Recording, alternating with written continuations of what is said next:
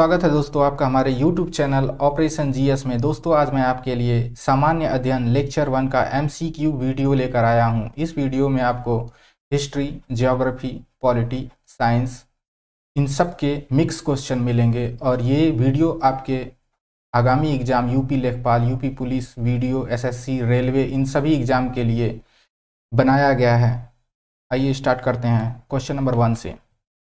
पृथ्वी पर ज्वार भाटा की उत्पत्ति में किसका प्रभाव सर्वाधिक होता है? आपके ऑप्शन हैं सूर्य, चंद्रमा, पृथ्वी, इनमें से कोई नहीं।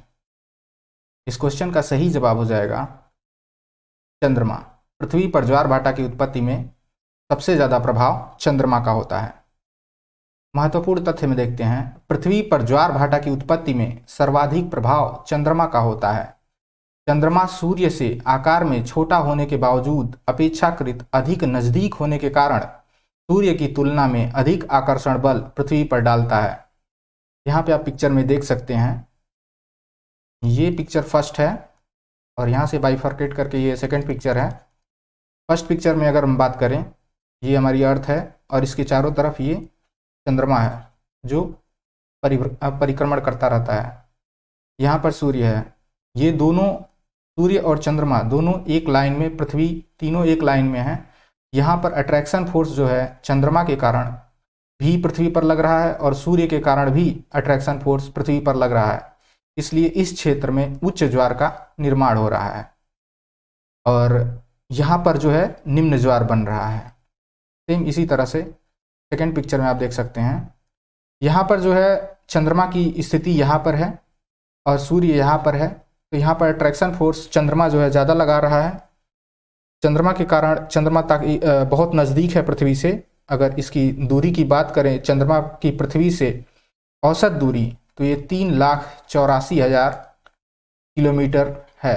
3,84,000 ये एवरेज दूरी है जो चंद्रमा और पृथ्वी के बीच की दूरी है।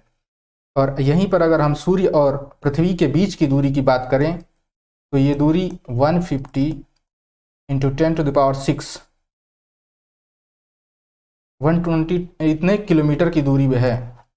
सूर्य और पृथ्वी के बीच की दूरी 150 × 10⁶ इतने किलोमीटर की है। यहाँ पर दूरी ज़्यादा होने के कारण अट्रैक्शन फोर्स कम लगता है और चंद्रमा की दूरी पृथ्वी से नज़दीक होने के कारण यहाँ पर अट्रैक्शन फोर्स ज़्यादा लगता है। इसलिए यहाँ पर हाई टाइड या उच्च ज्वार की स्थिति यहाँ पर और यहाँ पर बनेगा, जबकि यहाँ पर निम्न ज्वार की स्थिति बनेगी। ओके, नेक्स्ट क्वेश्चन देखते हैं। विधान परिषद के कुल सदस्यों में से कितने सदस्यों का अप्रत्यक्ष रूप से चुनाव होता है? आपके ऑप्शन है 1/6, 5/6 सदस्य, 1/3 सदस्य, 1/12 सदस्य। इस क्वेश्चन का सही जवाब हो जाएगा 5/6। 5/6 सदस्यों का अप्रत्यक्ष रूप से चुनाव होता है। अगर विधान परिषद की हम बात करें, अगर हम उत्तर प्रदेश के रिगार्डिंग अगर विधान परिषद की चर्चा करें तो उत्तर प्रदेश में विधान परिषद की 100 सीटें हैं और यहाँ पर चुनाव की जो प्रक्रिया है विधान परिषद की, वहाँ पे अगर हम बात करें तो 1/3 जो सदस्य हैं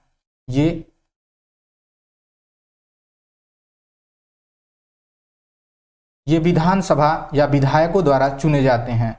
1/3 यहाँ पर अगर यूपी के अंतर्गत किस तरीके से इसका चुनाव होता है तो यूपी के अंतर्गत 38 जो सदस्य हैं ये विधानसभा से चुने जाते हैं, जबकि होना 1/3 चाहिए, अप्रॉक्स ये 1/3 ही आता है।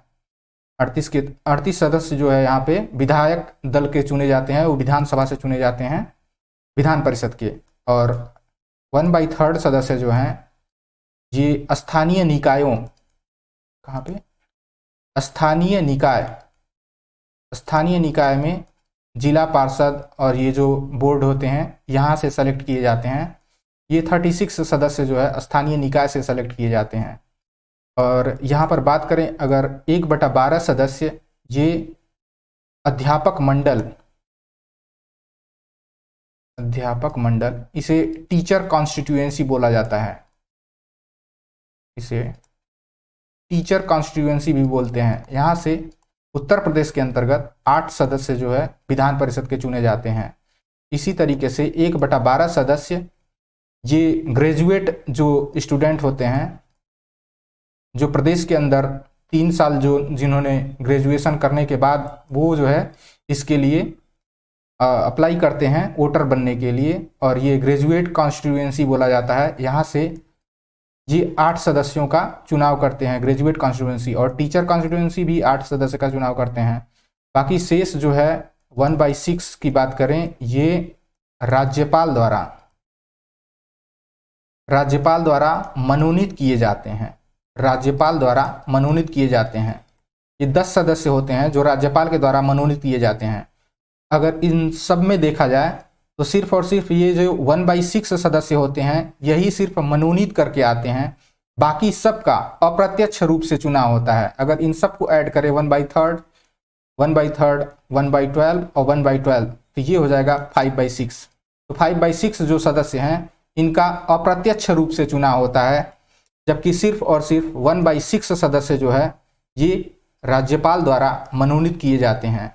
ये जो संख्या मैंने लिया है ये सभी उत्तर प्रदेश के रिगार्डिंग है। ये 38 और 36, 88 हर प्रदेश के लिए ये अलग अलग हो सकता है, अलग अलग होता है, क्योंकि वहाँ पे विधान परिषद के सदस्यों की संख्या अलग अलग होती है। ओके, यहाँ महत्वपूर्ण तथ्य में देखते हैं, विधान परिषद के कुल सदस्यों में से 1/3 सदस्यों का चुनाव विधानसभा के सदस्यों द्वारा किया जाता है, और 1/3 सदस्य स्थानीय निकायों जैसे नगर पालिका, जिला बोर्ड आदि से चुने जाते हैं।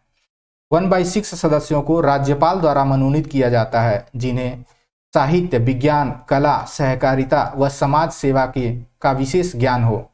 ये इंपॉर्टेंट क्वेश्चन है, ये क्वेश्चन के रूप में पूछा जा चुका है कि राज्यपाल द्वारा जो मनोनीत किए जाते हैं वो किस क्षेत्र से संबंधित होते हैं। तो साहित्य, विज्ञान, कला, सहकारिता व समाज सेवा से संबंधित होते हैं।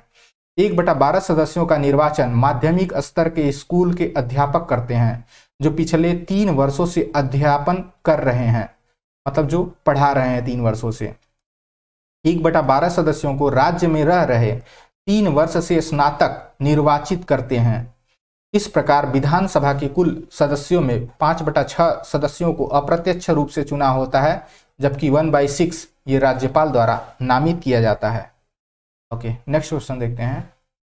महमूद गजनवी के साथ भारत आने वाला मुस्लिम विद्वान कौन था? आपके ऑप्शन है अमीर खुसरो, इब्न बतूता, फरिश्ता, अलबरूनी। इस क्वेश्चन का सही जवाब हो जाएगा महमूद गजनवी के साथ भारत आने वाला मुस्लिम विद्वान ये अलबरूनी था। अलबरूनी जो है महमूद गजनवी के साथ भारत आया था। यहाँ ऑप्शन में अमीर खुसरो हैं। अगर अमीर खुसरो की बात किया जाए तो अमीर खुसरो को तोताए हिंद कहा जाता था। तोताए हिंद। अमीर खुसरो को खड़ी बोली,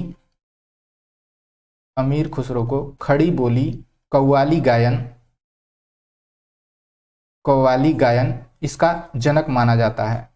अमीर खुसरो पखावज के 2 टुकड़े करके इन्होंने तबले का निर्माण किया था, तो ये तबले के लिए भी इन्हीं को ही इसके जन्मदाता माना जाता है, अमीर खुसरो को ही। अगर अमीर खुसरो की जन्म की बात करें तो अमीर खुसरो का जन्म उत्तर प्रदेश के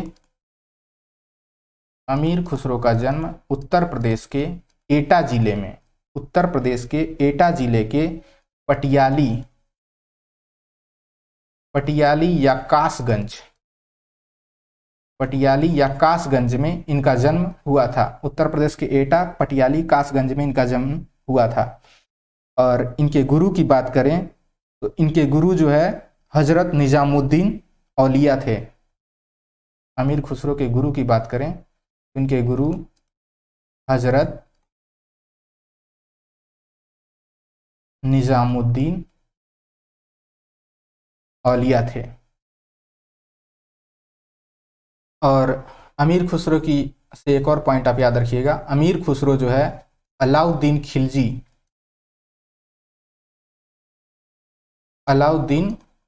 खिलजी के दरबारी थे। हालांकि अमीर खुसरो जो है ये बलबन के भी दरबार में रहे थे, दरबारी कवि थे, लेकिन इनको जो प्रसिद्धि मिली थी वो अलाउद्दीन खिलजी के दरबार से मिला था। और अमीर खुसरो की टॉम की बात करें तो इनकी टॉम जो है वो दिल्ली में ही है, दिल्ली में ही इनकी टॉम्ब है। ओके। महत्वपूर्ण तथ्य में देखते हैं, अल बरूनी 1024 से 1030 ईस्वी भारत आने वाले अरब यात्रियों में सबसे प्रमुख था। यह महमूद गजनवी के साथ सोमनाथ आक्रमण के समय भारत आया था। अल बरूनी द्वारा रचित तहरीके हिंद को एक और नाम से भी जानते हैं इस बुक को, इनके किताब उल हिंद 11वीं शताब्दी के भारत का चित्र प्रस्तुत करता है। ये अल बरूनी द्वारा ही रचित पुस्तक है, तहरीके हिंद या किताब उल हिंद। इब्न बतूता जो है मोरक्को का यात्री था जो मोहम्मद बिन तुगलक के शासनकाल में भारत आया था। नेक्स्ट क्वेश्चन देखते हैं, इस भारतीय राष्ट्रपति ने आयरिश स्वतंत्रता संग्राम में भाग लिया और इसके लिए जेल भी गए थे। आपके ऑप्शन है V V Giri, Neelam Sanjiva Reddy, doctor Shankar Dayal Sharma, doctor S Radhakrishnan. यहाँ पे डॉक्टर एस राधाकृष्णन की बात करें तो ये हमारे देश के पहले उपराष्ट्रपति थे। हमारे देश के पहले उपराष्ट्रपति एस राधाकृष्णन जी थे। और इस क्वेश्चन का जवाब हो जाएगा वीवी गिरी। वीवी गिरी हमारे देश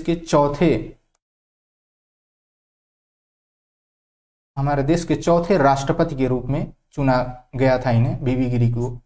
वीवी गिरी जो है आयरलैंड में पढ़ाई करने के लिए गए थे और वहीं पर इन्होंने आयरिश स्वतंत्रता संग्राम में भाग लिया था।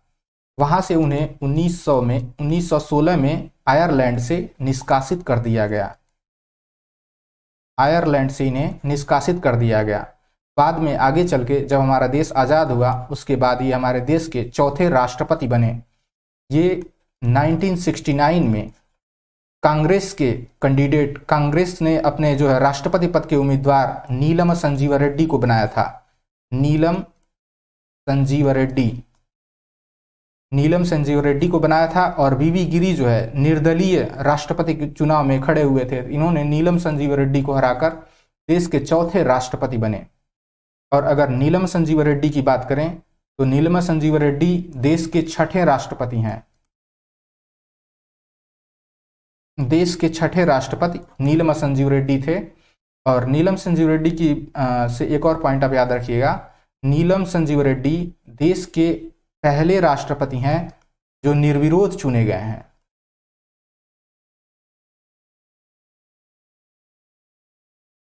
नीलम संजीव रेड्डी देश के पहले राष्ट्रपति हैं जो निर्विरोध चुने गए हैं। अगर नीलम संजीव रेड्डी के कार्यकाल की बात करें तो 1977 से लेकर 1982 तक ये हमारे देश के राष्ट्रपति रहे। और डॉक्टर शंकर दयाल शर्मा की बात करें तो डॉक्टर शंकर दयाल शर्मा हमारे देश के 9वें राष्ट्रपति तथा 8वें उपराष्ट्रपति थे।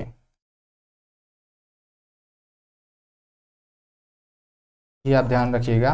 डॉक्टर शंकर दयाल शर्मा, इनके अगर हम कार्यकाल की बात करें तो 1992 से 97 के बीच में ये हमारे देश के राष्ट्रपति रहे। ये देश के 9वें राष्ट्रपति थे और 8वें उपराष्ट्रपति थे। ओके,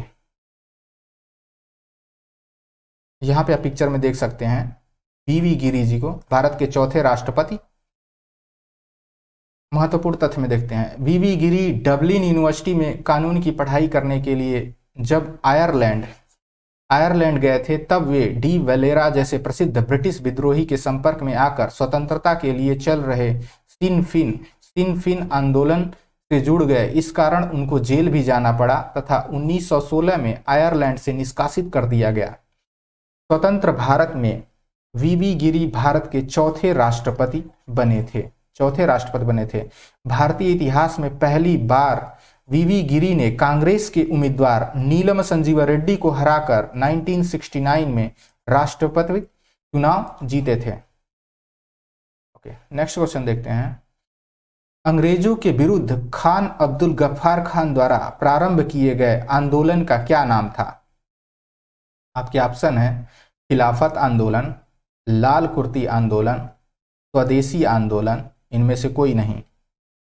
यहाँ पे आप पिक्चर में देख सकते हैं खान अब्दुल गफ्फार खान, इनका जन्म 1890, निधन 1988। इन्हें सीमांत गांधी भी कहा जाता था। तो अब खान अब्दुल गफ्फार खान की बात करें तो खान अब्दुल गफ्फार खान लाल कुर्ती आंदोलन से जुड़े हुए थे। और खिलाफत आंदोलन की बात करें तो खिलाफत आंदोलन 1919 में स्टार्ट हुआ था।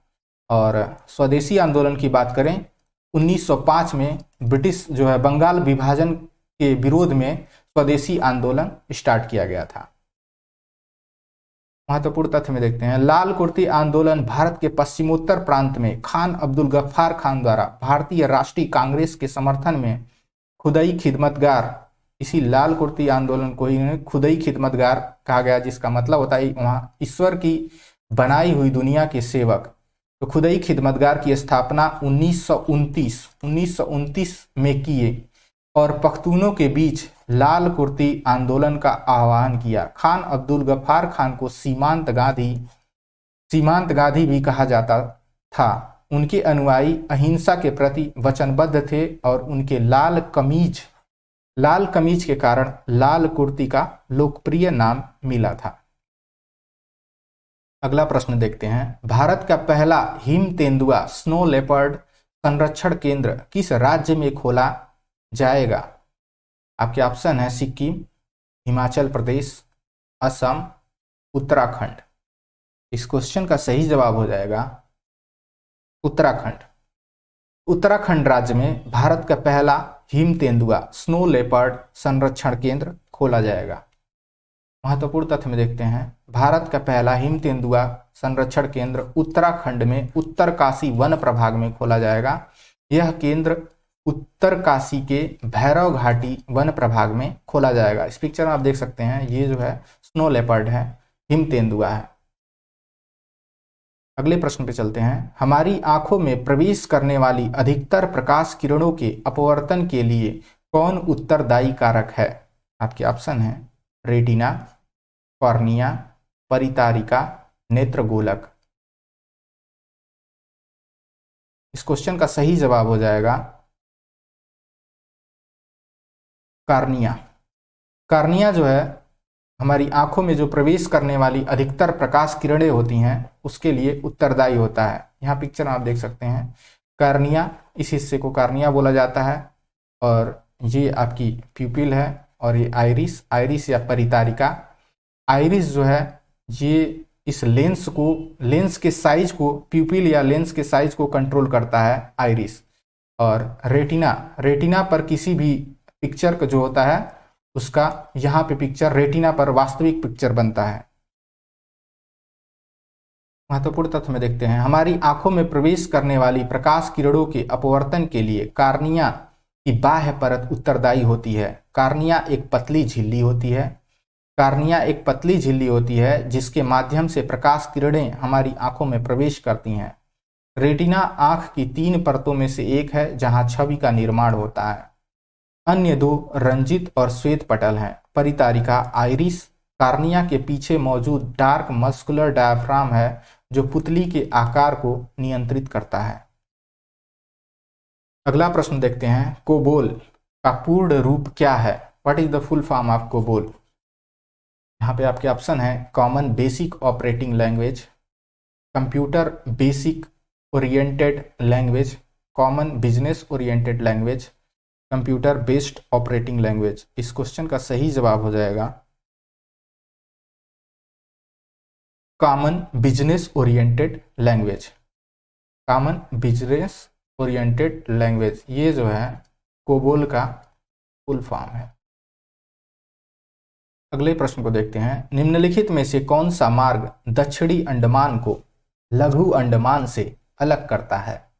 आपके ऑप्शन है 10 डिग्री चैनल, डंकन मार्ग, 8 डिग्री चैनल और 9 डिग्री चैनल।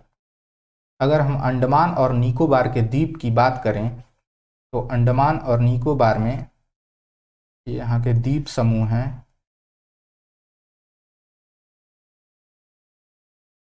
ये जो है उत्तरी अंडमान है,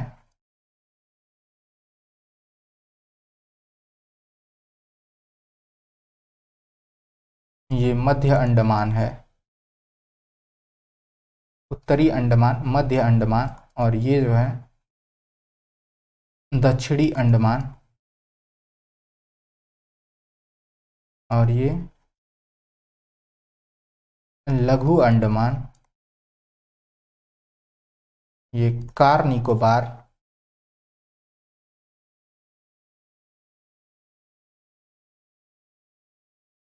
कार निकोबार, लघु निकोबार,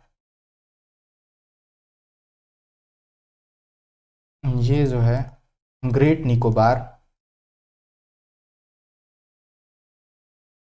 एक और द्वीप की बात करें अगर, तो यहाँ पे ये सुमात्रा द्वीप है जो कि इंडोनेशिया में स्थित है, इंडोनेशिया में स्थित है।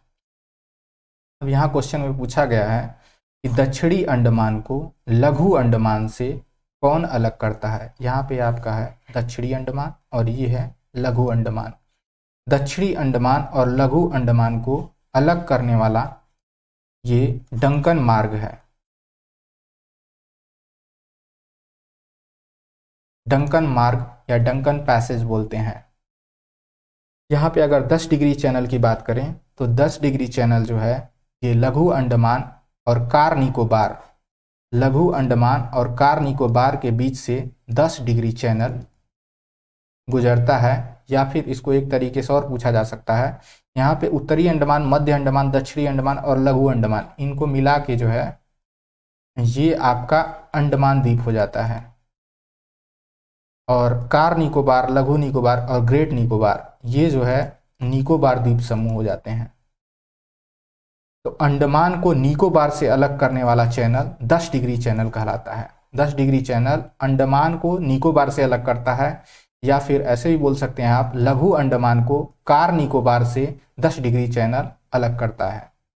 और यहाँ पे 8 डिग्री चैनल और 9 डिग्री चैनल हैं। अगर इनकी बात करें तो ये लक्षद्वीप की साइड जो द्वीप बने होते हैं, यहाँ पे द्वीपों का एक समूह सा होता है, में अगर हम इन 3 द्वीपों की बात करें तो यहाँ पे हो जाएगा मालदीव, मालदीव, और मालदीव के ऊपर हो जाएगा मिनिकॉय, मालदीव, मिनिकॉय, और ये हो जाएगा आपका कैननौर द्वीप, कैननौर द्वीप, या इसी को ही लक्षद्वीप भी बोला जाता है। यहाँ पे अगर बात करें तो 8 डिग्री चैनल, 8 डिग्री चैनल ये जो है मिनिकॉय को मालदीव से अलग करता है, या फिर ये भारत की जो है बाउंड्री भी मालदीव के साथ बनाता है। कौन? 8 डिग्री चैनल। और 9 डिग्री चैनल की बात करें तो ये कैननौर द्वीप या लक्षद्वीप और मिनिकॉय के बीच में 9 डिग्री चैनल स्थित है। 9 डिग्री चैनल कैननौर द्वीप को मिनिकॉय द्वीप से अलग करता है। और लक्षद्वीप की जो राजधानी है कावारती, लक्षद्वीप की राजधानी कावारती, ये कैननौर द्वीप पर ही स्थित है। कैननौर द्वीप पर ही पित्ती पक्षी अभयारण्य है, कैननौर द्वीप पर ही पित्ती पक्षी अभयारण्य है। ये क्वेश्चन में पूछा जा चुका है कि पित्ती पक्षी अभयारण्य कहाँ पे स्थित है, तो ये लक्षद्वीप या कैननौर द्वीप के कैननौर द्वीप पर ही स्थित है। और यहाँ अंडमान निकोबार की यहाँ पे अगर बात करें तो अंडमान और निकोबार, इसकी जो राजधानी है पोर्ट ब्लेयर की राजधानी, पोर्ट ब्लेयर, पोर्ट ब्लेयर जो है ये दक्षिणी अंडमान में स्थित है, पोर्ट ब्लेयर। और पोर्ट ब्लेयर पे ही पोर्ट ब्लेयर पे ही सेल्यूलर जेल बना हुआ है। ओके, ये चीज़ आप ध्यान रखिएगा, सेल्यूलर जेल ये पोर्ट ब्लेयर पर है और ये दक्षिणी अंडमान पर स्थित है। और अंडमान और निकोबार में स्थित एकमात्र सक्रिय ज्वालामुखी बैरन द्वीप, एकमात्र ज्वालामुखी बैरन द्वीप, ये मध्य अंडमान के नज़दीक स्थित है। और यह पोर्ट ब्लेयर जो इसकी राजधानी है, यहाँ से 140 किलोमीटर दूर बैरन द्वीप स्थित है। महत्वपूर्ण तथ्य में देखते हैं, डंकन मार्ग डंकन पैसेज दक्षिण अंडमान को लघु अंडमान से अलग करता है। और 10 डिग्री चैनल की बात करें तो अंडमान द्वीप को निकोबार द्वीप से अलग करता है 10 डिग्री चैनल। और 8 डिग्री चैनल की बात करें तो मिनी क्वाय द्वीप को मालदीव से अलग करता है 8 डिग्री चैनल। और यह भारत और मालदीव के बीच बाउंड्री बनाता है। और 9 डिग्री चैनल की बात करें तो ये मिनी क्वाय द्वीप को लक्षद्वीप से अलग करता है। अगला प्रश्न देखते हैं, भारत में सबसे बड़ी खारे पानी की झील कौन सी है? आपके ऑप्शन है चिल्का झील, वुलर झील, सांभर झील, वेम्बनाड झील। इस क्वेश्चन का सही जवाब हो जाएगा चिल्का झील। चिल्का झील जो कि उड़ीसा में स्थित है, चिल्का झील उड़ीसा राज्य में स्थित है। यह भारत की सबसे बड़ी खारे पानी की झील है। और अगर हम भारत की सबसे बड़ी मीठे पानी की झील की बात करें, तो वो है वुलर झील। वुलर झील जम्मू कश्मीर राज्य में स्थित है। जम्मू कश्मीर राज्य में स्थित है वुलर झील, जो भारत की सबसे बड़ी मीठे पानी की झील है। और अगर सांभर झील की बात करें तो सांभर झील जो है ये राजस्थान में स्थित है। राजस्थान में स्थित सांभर झील, ये भारत में सबसे अधिक नमक का उत्पादन सांभर झील से ही होता है। और अगर हम वेम्बनाड झील की बात करें तो वेम्बनाड झील केरल राज्य में स्थित है। और ये भारत की सबसे लंबी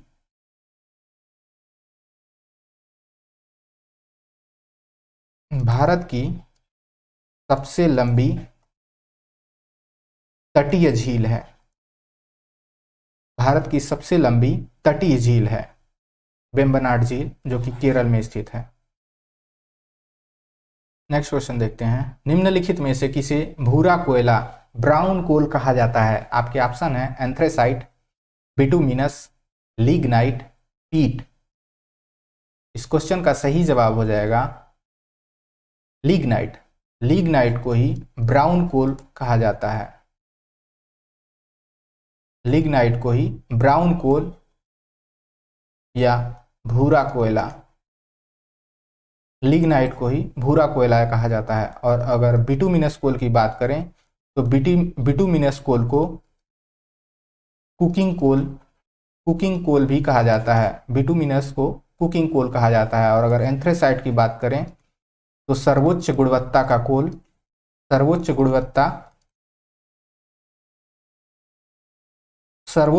का कोयला एंथ्रेसाइट कोयला होता है। और पीट की बात करें तो ये बेसिक जो है स्टार्टिंग फेज का कोयला होता है। यहाँ महत्वपूर्ण तथ्य में देखते हैं, ये जो है पीट, इसको नॉट ए कोयला, इसे partially decay plant matter in swamp and low heat content. ये जो प्लांट जो पौधों के सड़े गले हिस्से होते हैं वहाँ से ये पीट बनता है। जब इस पे ज़्यादा हीट और प्रेशर पड़ता है तो ये लिग्नाइट में कन्वर्ट हो जाता है। और लिग्नाइट को ही ब्राउन कोल कहा जाता है। और यहाँ से भी अगर अधिक हीट और प्रेशर पड़ता है तो ये बिटुमिनस कोल में कन्वर्ट होता है, जो कि सॉफ्ट कोल है। और ये एक्सटेंसिवली बहुत ज़्यादा यूज किया जाता है। और ज़्यादा अगर हीट और प्रेशर बढ़ाया जाए तो ये एंथ्रासाइट कोयल के रूप में कन्वर्ट हो जाता है, जो कि हार्ड कोयल है। और ये इसकी सबसे ज़्यादा कैलोरीफिक वैल्यू की बात करें तो सबसे ज़्यादा एंथ्रासाइट कोयल की कैलोरीफिक वैल्यू होती है। लिग्नाइट कोयला भूरे रंग के कोयले के रूप में जाना जाता है। ओके, अगले प्रश्न की तरफ बढ़ते हैं, निम्नलिखित में से कौन सा पश्चिमी तट का हिस्सा नहीं है? आपके ऑप्शन है काठियावाड़ तट, कोंकण तट, मालाबार तट, कोरोमंडल तट। आप यहाँ पिक्चर में देख सकते हैं, ये है काठियावाड़ तट। काठियावाड़ तट गुजरात से लेकर दमन तक के तट को काठियावाड़ तट कहते हैं। और दमन से लेकर गोवा तक के तट को कोंकण तट कहते हैं। और गोवा से लेके कर्नाटक तक के तट को केनरा तट या कन्नड़ तट बोलते हैं। और कर्नाटक से लेके केरल तमिलनाडु कन्याकुमारी, इसे एक और नाम से कैप कमोरिन भी बोला जाता है। कैप कैमोरिन, यहाँ तक के तट को जो है मालाबार तट बोला जाता है। यहाँ पे क्वेश्चन में पूछा गया था कि कौन सा पश्चिमी तट का हिस्सा नहीं है। ये यहाँ से लेके यहाँ तक ये पश्चिमी तट है और ये पूर्वी घाट का छोर है। तो पश्चिमी तट में आपके काठियावाड़ तट है, कोंकण तट है, मालाबार तट है, कोरोमंडल तट जो है ये पश्चिमी तट का हिस्सा नहीं है। कोरोमंडल तट ये पूर्वी घाट या पूर्वी तट पर स्थित है। ये तमिलनाडु से लेकर, तमिलनाडु के कन्याकुमारी से लेकर आंध्र प्रदेश तक के तट को ये कोरोमंडल तट कहा जाता है। और आंध्र प्रदेश से पश्चिम बंगाल तट तक के तट को उत्तरी सरकार तट कहा जाता है। और यहाँ पे अगर उड़ीसा राज्य स्थित है, उड़ीसा के तट को उत्कल तट, कौन सा तट? उत्कल तट कहा जाता है। उड़ीसा के तट को उत्कल तट कहा जाता है। ओके, महत्वपूर्ण तथ्य में देखते हैं। पश्चिमी तट सूरत से कैप कैमोरिन, सूरत से कैप कैमोरिन तक लगभग 1500 किलोमीटर लंबा है। और काठियावाड़ का मैदान कच्छ के रण से दक्षिण में यमन तक, दक्षिण में दमन तक फैला हुआ है। कोंकण तट दमन से गोवा तक लगभग 500 किलोमीटर की दूरी में फैला हुआ है। कर्नाटक या कोनारा तट, ये जो है एक संकीर्ण बेल्ट है, गोवा से मैंगलोर या बंगलोर तक ये फैला है। कर्नाटक जो है वहां तक फैला हुआ है जो है कन्नड़ तट। और मालाबार तट की बात करें तो यह मालाबार तट या केरल तट भी बोला जाता है। यह मंगलौर और कन्याकुमारी के बीच फैला हुआ है। अगला प्रश्न देखते हैं। बकिंघम नहर भारत के किस तट पर स्थित है? आपके ऑप्शन है मालाबार तट, कोरोमंडल तट, काठियावाड़ तट, कलिंग तट। अगर हम मालाबार तट की बात करें तो मालाबार तट ये जो है केरल राज्य में स्थित है, मालाबार तट। और अगर कोरोमंडल तट की बात करें तो यह तमिलनाडु से लेकर आंध्र प्रदेश तक के तट को कोरोमंडल तट कहा जाता है। और अगर काठियावाड़ तट की बात करें तो काठियावाड़ तट ये गुजरात से लेके दमन तक स्थित है। मेनली ये गुजरात के तट को ही काठियावाड़ तट बोला जाता है। और कलिंगा तट ये उड़ीसा के तट को उत्कल या कलिंगा तट कहा जाता है। तो इस क्वेश्चन का सही जवाब हो जाएगा बकिंघम नहर जो है ये कोरोमंडल तट में स्थित है। यहां महत्वपूर्ण तथ्य में देखते हैं। बकिंघम नहर 430 किलोमीटर लंबी खारे पानी की नहर जो दक्षिण भारत के कोरोमंडल तट में स्थित है। यह आंध्र प्रदेश के विजयवाड़ा शहर से तमिलनाडु के विल्लीपुरम जिला तक स्थित है। इसका निर्माण ब्रिटिश काल में हुआ है। अगला प्रश्न देखते हैं। भारत में किस गवर्नर जनरल को स्थानीय स्वशासन का जनक कहा जाता है? आपके ऑप्शन है Lord William Bentinck, Lord Dalhousie, Lord Ripon, Lord Canning. इस क्वेश्चन का सही जवाब हो जाएगा भारत में किस गवर्नर जनरल को स्थानीय स्वशासन का जनक कहा जाता है? ये हो जाएंगे लॉर्ड रिपन। लॉर्ड रिपन को ही स्थानीय स्वशासन का जनक कहा जाता है। और अगर हम लॉर्ड विलियम बेंटिक की बात करें तो लॉर्ड विलियम बेंटिक का कार्यकाल 1828 से लेकर 1835 तक का कार्यकाल लॉर्ड विलियम बेंटिक का है। ये भारत के प्रथम गवर्नर जनरल थे। लॉर्ड विलियम बेंटिक भारत के प्रथम गवर्नर जनरल थे। और अगर एक और पॉइंट लॉर्ड विलियम बेंटिक के बारे में बात करें तो सती प्रथा को समाप्त करने का इन्हीं को ही उत्तरदायी माना जाता है। लॉर्ड विलियम बेंटिक के साथ साथ राजा राम मोहन राय और लॉर्ड विलियम बेंटिक दोनों के कंबाइंड प्रयास से सती प्रथा को पूर्ण रूप से भारत से खत्म किया गया था। और अगर हम लॉर्ड डलहौजी की बात करें तो लॉर्ड डलहौजी का कार्यकाल 1848 से लेके 1856 तक ये लॉर्ड डलहौजी का कार्यकाल रहा। और अगर हम लॉर्ड डलहौजी की बात करें तो लॉर्ड डलहौजी जो है ये सबसे पहले राज्य हड़प नीति, राज्य हड़प नीति लॉर्ड डलहौजी के द्वारा ही स्टार्ट किया गया था, जिसके अंतर्गत 1848 में सर्वप्रथम सतारा को हड़पा गया था 1848 में। और अगर पॉइंट की बात करें लॉर्ड डलहौजी से, तो लॉर्ड डलहौजी जो है कलकत्ता और आगरा के बीच, कलकत्ता और आगरा के बीच टेलीग्राफ लाइन बिछाने का भी इन्हीं को ही श्रेय जाता है, लॉर्ड डलहौजी को। और लॉर्ड डलहौजी के ही शासनकाल में सेकेंड आंग्ल सिख युद्ध हुआ था। सेकेंड आंग्ल सिख युद्ध लॉर्ड डलहौजी के ही शासनकाल में हुआ था। और लॉर्ड डलहौजी से एक और इम्पॉर्टेंट पॉइंट बनता है 1856 ईस्वी में विधवा पुनर्विवाह अधिनियम, विधवा पुनर्विवाह अधिनियम जो है 1856 ईस्वी में लॉर्ड डलहौजी के ही कार्यकाल में पारित हुआ था। और लॉर्ड कैनिंग की बात करें तो लॉर्ड कैनिंग का कार्यकाल 1856 से लेके 1862 ईस्वी तक रहा और ये भारत के पहले वायसराय थे। भारत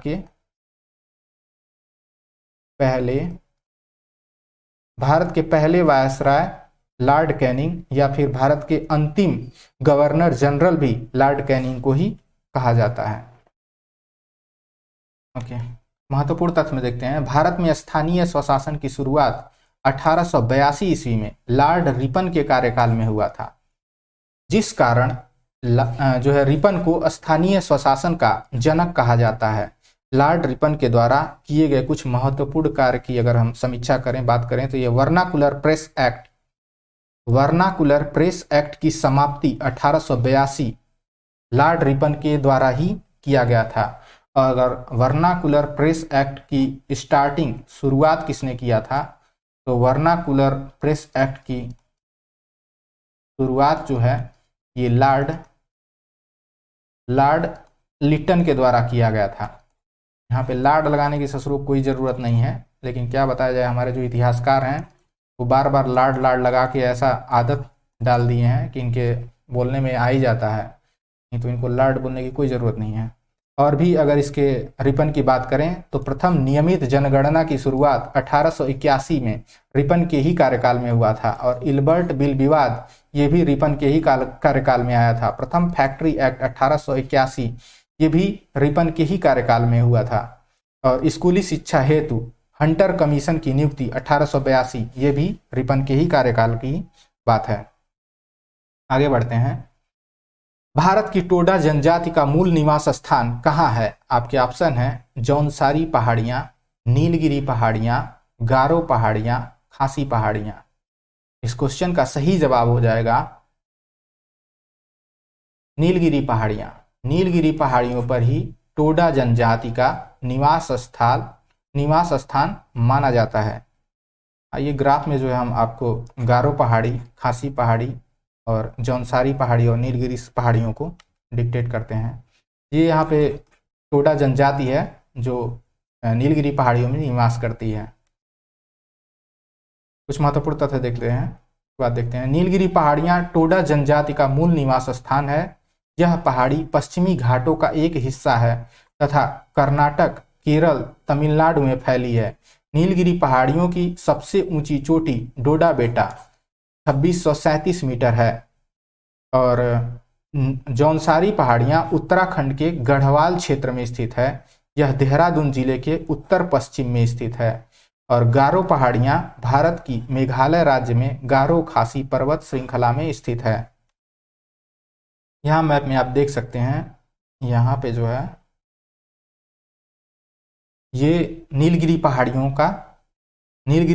यहाँ पे ये आपका हो जाएगा कर्नाटक, ये है आपका केरल और ये है तमिलनाडु। तो नीलगिरी पहाड़ियों का सबसे ज़्यादा हिस्सा तमिलनाडु राज्य में स्थित है। और उसके बाद से तमिलनाडु के बाद से केरल में विस्तार है सबसे ज़्यादा, उसके बाद से फिर कर्नाटक में स्थित है। तो सबसे ज़्यादा जो है नीलगिरी पहाड़ियों का विस्तार ये तमिलनाडु राज्य में स्थित है। और नीलगिरी पहाड़ियों की सर्वोच्च चोटी डोडा बेटा, नीलगिरी पहाड़ियों की सर्वोच्च चोटी डोडा बेटा 2637 मीटर, ये तमिलनाडु राज्य में ही स्थित है। और अगर हम गारो खासी जयंतिया की बात करें तो गारो खासी जयंतिया ये जो है ये मेघालय राज्य है, मेघालय राज्य में स्थित है गारो खासी जयंतिया। और जो सबसे ज़्यादा वर्षा वाले स्थान है मौसिनराम, ये खासी पहाड़ी पर ही स्थित है। पहला है ये गारो, ये खासी, और तीसरा ये जो है ये है जयंतिया। तो जो है यहाँ पे सबसे ज़्यादा वर्षा वाला स्थान मौसिनराम यहीं पे खासी पहाड़ियों पे स्थित है। और जौनसारी पहाड़ियों की बात करें तो उत्तराखंड, यहाँ पे जो है उत्तराखंड में स्थित है जौनसारी पहाड़ियाँ। अगला प्रश्न देखते हैं, भारत में GST goods and service tax लागू करने का सुझाव किस समिति ने दिया था? आपके ऑप्शन हैं कस्तूरी रंगन समिति, विजय केलकर समिति, रंगराजन समिति, बलवंत राय मेहता समिति। इस क्वेश्चन का सही जवाब हो जाएगा विजय केलकर समिति। विजय केलकर समिति जो है ये जीएसटी से संबंधित समिति है। और अगर कस्तूरी रंगन समिति की बात करें तो कस्तूरी रंगन समिति जो है ये पश्चिमी घाट पर जो है ये इसकी समीक्षा करने के लिए वेस्टर्न जो है पश्चिमी घाट की समीक्षा करने के लिए कस्तूरी रंगन समिति का गठन किया गया था।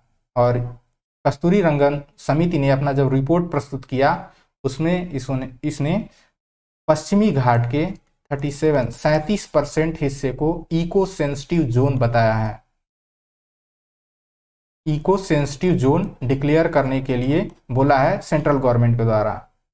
ओके, और अगर रंगराजन समिति की बात करें तो गरीबी की मूल्यांकन करने के लिए रंगराजन समिति ये 2012 में गठित की गई थी और इसने अपना रिपोर्ट जो है 2014 में प्रस्तुत किया था।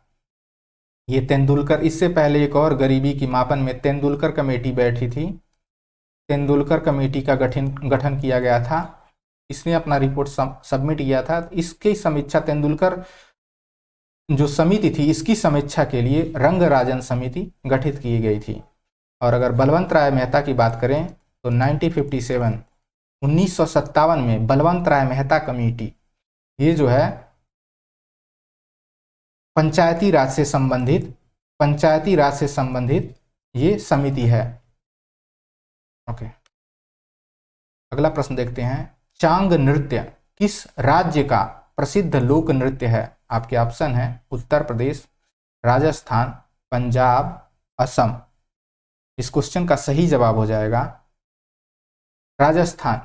तो चांग नृत्य जो है ये राजस्थान से संबंधित है। और राजस्थान के और अगर लोक नृत्यों की बात करें तो राजस्थान में ही एक तो हो गया चांग, दूसरा हो गया घूमर नृत्य, कठपुतली नृत्य, कालबेलिया नृत्य भी, ये भी राजस्थान से ही संबंधित है। और एक और जो है लोक नृत्य ये बार बार पूछा जाता है तेरा ताली लोक नृत्य, ये एग्जाम में पूछा जा चुका है एसएससी के एग्जाम में कि तेरा ताली नृत्य किस राज्य से संबंधित है? तो ये राजस्थान राज्य से संबंधित है। बाकी ये सारे जो है लोक नृत्य पूछे जा चुके हैं कि ये किस राज्य से संबंधित है, ये सभी राजस्थान राज्य से ही संबंधित हैं।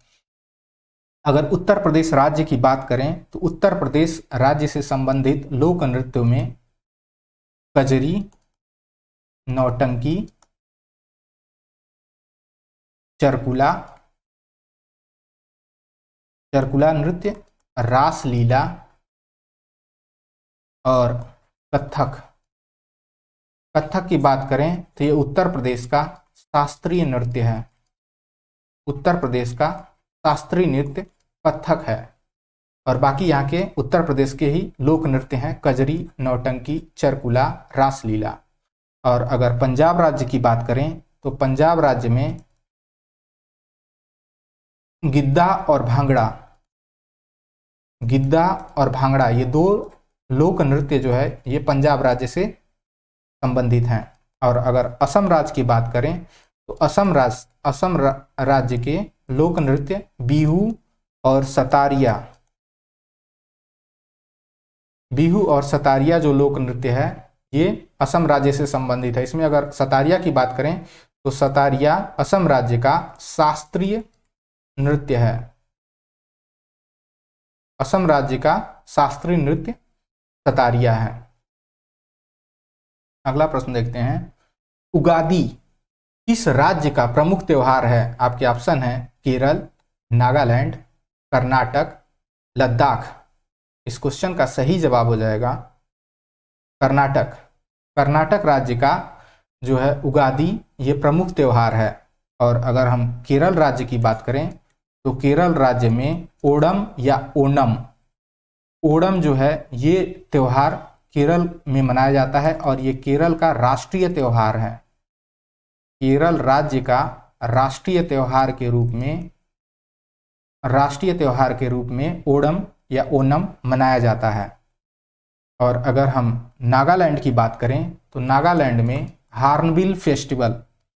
नागालैंड राज्य में हार्नबिल फेस्टिवल या हार्नबिल महोत्सव ये मनाया जाता है।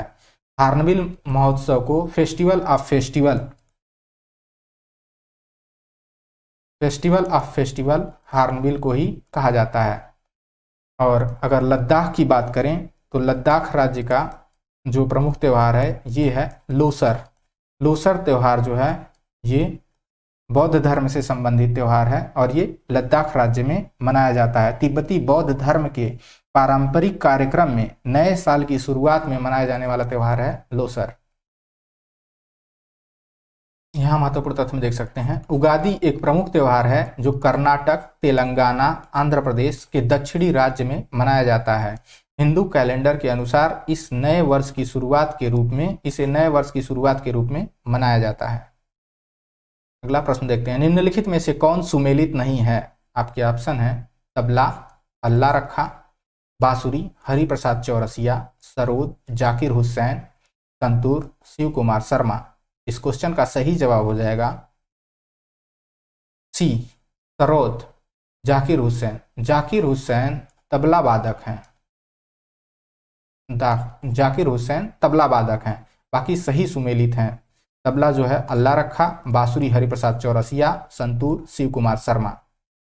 ओके, अगला प्रश्न देखते हैं, किसने अकबर के पूर्व तानसेन को संरक्षण दिया था? आपके ऑप्शन है रीवा के राजा रामचंद्र सिंह, राजा सूरजमल जाट, सवाई राजा जय सिंह, हुमायूं। क्वेश्चन का सही जवाब हो जाएगा रीवा के राजा रामचंद्र सिंह ने तानसेन को अकबर से पूर्व संरक्षण दिया था। महत्वपूर्ण तथ्य में देखते हैं, रीवा के राजा रामचंद्र सिंह ने अकबर के पूर्व तानसेन को संरक्षण दिया था। तानसेन का असली नाम रामतनु पांडे था, जिनके पिता का नाम मुकुंद पांडे था। तानसेन का जन्म ग्वालियर में हुआ था। ये दोनों क्वेश्चन पूछे जा चुके हैं कि तानसेन का असली नाम तो ये रामतनु पांडे है और तानसेन का जन्म ग्वालियर मध्य प्रदेश में हुआ था। अकबर ने अपने सेनापति जलाल खान को तानसेन को लाने के लिए रीवा नरेश के पास बांधवगढ़ भेजा था। तानसेन लगभग 26 साल तक अकबर के दरबारी रहे तथा उन्होंने संगीत सार, रागमाला, श्री गणेश नामक 3 ग्रंथ की रचना की। अगला प्रश्न देखते हैं, जय सिंह द्वितीय को सवाई की उपाधि किसने दी थी? आपके ऑप्शन है अकबर, औरंगजेब, जहांगीर, शाहजहां। इस क्वेश्चन का सही जवाब हो जाएगा औरंगजेब ने ही राजा जय सिंह को सवाई की उपाधि दी थी। अगला प्रश्न देखते हैं, किसी विधानसभा में भारत के संविधान के अनुसार कम से कम और अधिक से अधिक कितने सदस्य हो सकते हैं? आपके ऑप्शन है 30 से लेकर 272, 80 से लेकर 540, 60 से लेकर 500 और 54 से लेकर 333। तो विधानसभा के सदस्यों की न्यूनतम और अधिकतम संख्या, इस क्वेश्चन का सही जवाब हो जाएगा सी, 60 से लेके 500 तक। विधानसभा के न्यूनतम 60 और अधिकतम 500 सदस्य हो सकते हैं। इसके कुछ अपवाद भी हैं, जैसे अगर गोवा राज्य की बात करें तो यहाँ पे विधानसभा में 40 सदस्य ही हैं। और अगर मैक्सिमम सदस्यों की बात करें तो 403 उत्तर प्रदेश विधानसभा सदस्य हैं। ओके, नेक्स्ट क्वेश्चन देखते हैं। यहाँ महत्वपूर्ण तथ्य में देखते हैं, विधानसभा जनता के प्रतिनिधियों का सदन है। इसकी न्यूनतम सदस्य संख्या 60 और अधिकतम सदस्य संख्या 500। विधानसभा की संरचना का वर्णन अनुच्छेद 170 के तहत की गई है। अगला प्रश्न देखते हैं, निम्नलिखित में से भारत के किस लोकसभा अध्यक्ष का कुल कार्यकाल सर्वाधिक रहा है? आपके ऑप्शन है श्रीमती मीरा कुमारी, बलराम जाखड़, जीवी मावलंकन अयंगर, ओम बिरला। इस क्वेश्चन का सही जवाब हो जाएगा डॉक्टर बलराम जाखड़। डॉक्टर बलराम जाखड़ का जो कार्यकाल है लोकसभा अध्यक्ष के रूप में ये सर्वाधिक था। 1980 से 1985 और 1985 से लेकर 1989 2 कार्यकाल बलराम जाखड़ ने पूर्ण किए थे। तो ये भारत के पहले लोकसभा अध्यक्ष हैं जिन्होंने 2 पूरे कार्यकाल को पूरा किया है। और जीवी मावलंकन अयंगर की बात करें तो ये हमारे देश के पहले लोकसभा अध्यक्ष, first Lok Sabha speaker, first Lok Sabha अध्यक्ष ये जीवी मावलंकन अयंगर थे। और अगर ओम बिरला की बात करें तो ये वर्तमान लोकसभा अध्यक्ष ओम बिरला जी हैं। और अगर मीरा कुमार की बात करें तो ये हमारे देश की प्रथम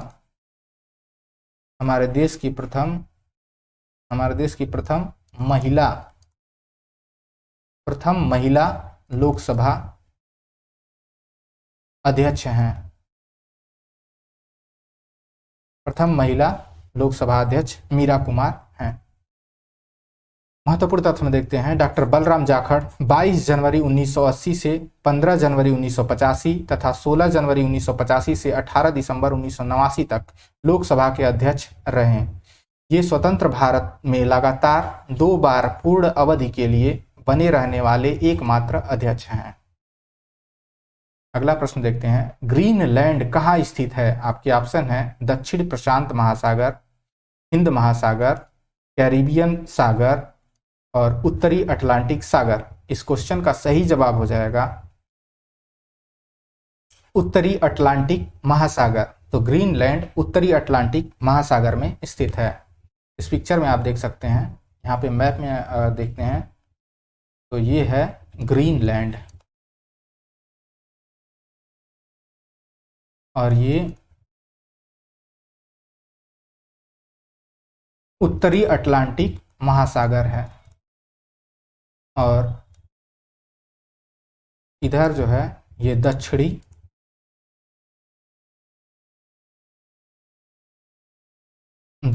अटलांटिक महासागर है। इस क्षेत्र की अगर बात करें तो ये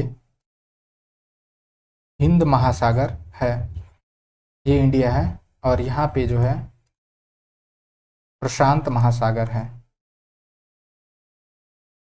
इस साइड भी प्रशांत महासागर